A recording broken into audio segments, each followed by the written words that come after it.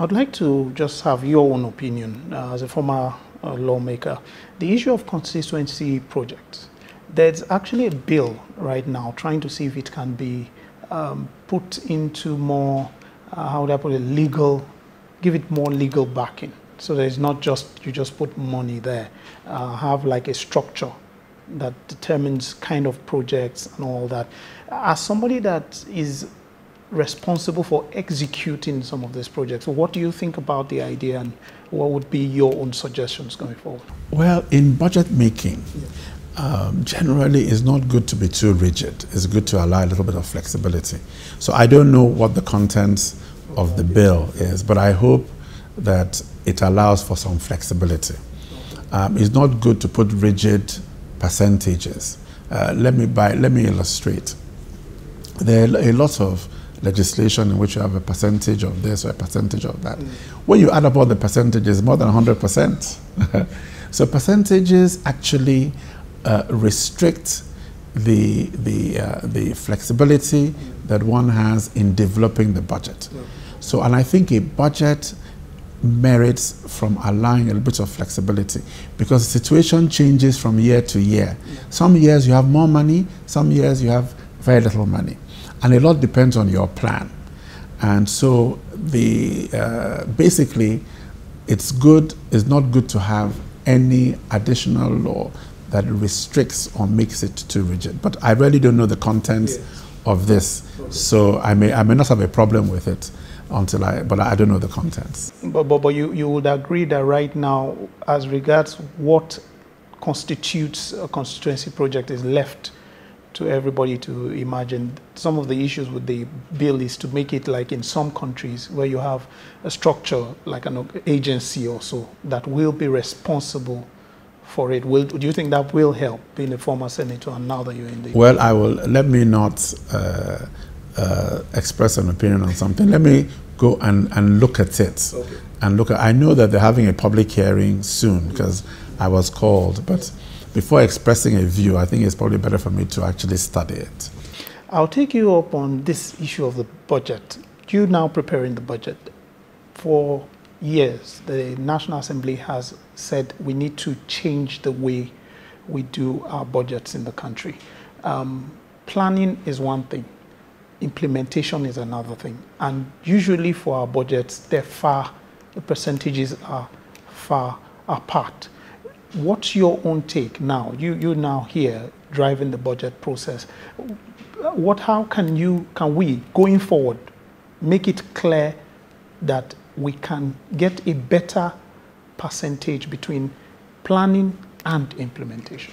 Let me speak about the budget as a whole, because the budget is one of those things that involves engagement of both the Assembly and the Executive. We have to work closely together.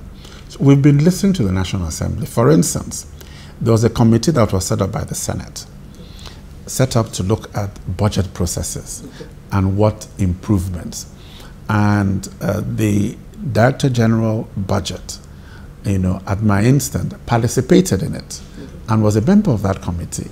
And they came up with recommendations. In fact, some of those recommendations are what we're implementing. One of which was that we should bring the budget early, which is why we are bringing the budget early. So the National Assembly, we listen to them, and we keep on trying to see how we can jointly work on improving the budget process, because it really needs all of us working together. Now, some of the challenges that we have with budget are things that it's difficult to control. Things like funding, how much revenue. No matter, even with the best projection in the world, sometimes you don't achieve the revenue. And so basically we need flexibility. We have to sit down with them when we do not meet our revenue expectations. That is really what mostly the revenue expectations is what affects your inability to implement the budget 100%. It usually has to do with revenue. Revenue and some will say leakages. That sometimes what comes in and that should be spent on something is not. Well, no, I think basically if you don't have enough, if you project you're going to have a certain amount of revenue and you don't have enough revenue, then that affects the budget. So it's usually a revenue, and we know we've had challenges with revenue in recent years. So that has always been a problem. So it's not that the executive is unwilling or unable to implement the budget 100%. In fact, because we have a budget, it's a law, we would like to implement it 100%. But are you saying now that our budgeting system, the way we run the budget, there are no areas for us to, work on it? Oh yeah, there are always. I mean, the budgets can be improved. You can always improve on the processes of making the budget. But the point I was making is that our inability, and not just this government, previous governments, to implement the budget 100%, that the major challenge has been revenue. That has really been the major challenge.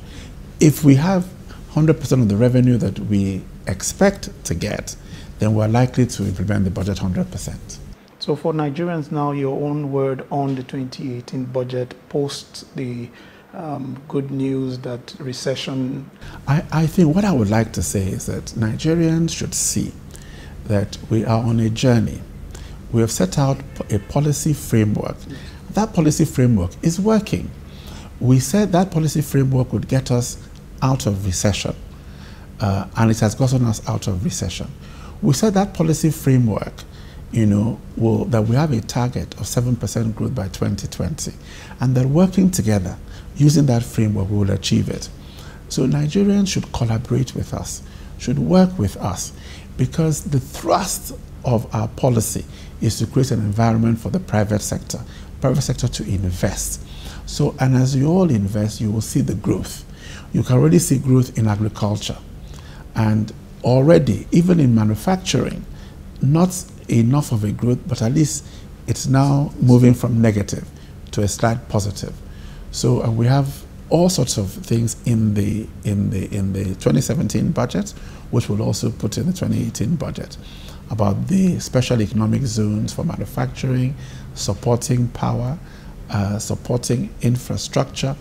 All those things are meant to make things better for us as we go forward. So Nigerians should work with us so that we can achieve the objectives of the Economic Recovery and Growth Plan.